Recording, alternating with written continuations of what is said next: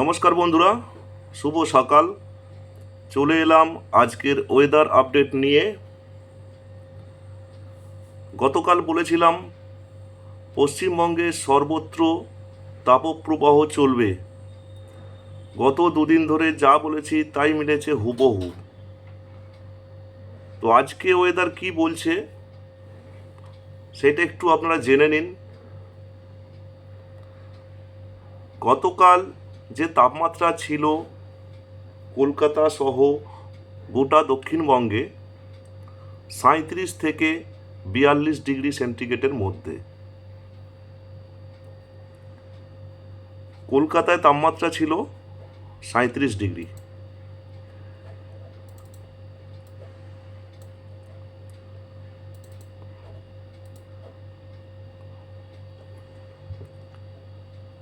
দক্ষিণবঙ্গের সবচেয়ে বেশি তাপমাত্রা ছিল পশ্চিম মেদিনীপুর। পশ্চিম মেদিনীপুরের কলাইকুণ্ডায় সবচেয়ে বেশি তাপমাত্রা ছিল গতকাল। কলাইকুণ্ডায় তাপমাত্রা ছিল প্রায় 44 ডিগ্রি সেলসিয়াস। আর আজকে ওই একই আশেপাশে ঘোরাফেরা করবে। আজকের তাপমাত্রা সকালবেলা এখন দেখতে পাবেন আকাশে হালকা মেঘ আছে, কিন্তু এই মেঘ বেশিক্ষণ থাকবে না। বেলা বাড়ার সঙ্গে সঙ্গে এই মেঘ আস্তে আস্তে উধাও হয়ে যাবে। গোটা ভারতবর্ষ তথা পশ্চিমবঙ্গের একই অবস্থা।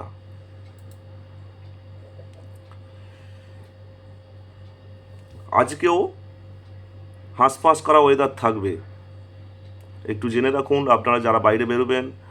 আজকেও হাঁসফাঁস করা ওয়েদার,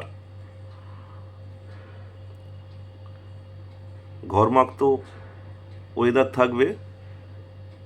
কারণ বঙ্গোপসাগর থেকে যে জলীয় বাষ্প আসছে, জলীয় বাষ্প পূর্ণ যে হাওয়া বঙ্গোপসাগর থেকে আসছে, সেটা কি হচ্ছে, বিহার এবং ঝাড়খণ্ড থেকে আসা শুকনো বাতাসের সংস্পর্শে আসছে, যার জন্য এই রকম ঘর্মাক্ত তাপপ্রবাহ চলছে। এই অবস্থা আরও একদিন দুদিন চলতে পারে। মোটামুটি 26 তারিখ পর্যন্ত এই ওয়েদার চলতে পারে, অর্থাৎ আগামীকাল পর্যন্ত এরকম আবহাওয়া থাকবে। আমাদের পড়োশী দেশ বাংলাদেশ, সেখানেও সেম একই অবস্থা, তাপপ্রবাহ ওখানেও চলবে। গোটা ভারতবর্ষ তথা পশ্চিমবঙ্গ এবং বাংলাদেশ টোটালটাই। আর আজকে বৃষ্টির সম্ভাবনার কথা একটু জানিয়ে রাখি। বৃষ্টির সম্ভাবনা পশ্চিমবঙ্গের কোথাও নেই।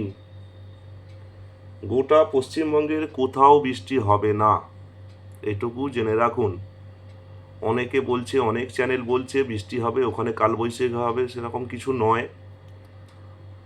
আজকেও এরকম একই পরিস্থিতি থাকবে, তাপপ্রবাহ চলবে, ঘর্মাক্ত পরিবেশ চলবে, বৃষ্টি কোথাও হবে না।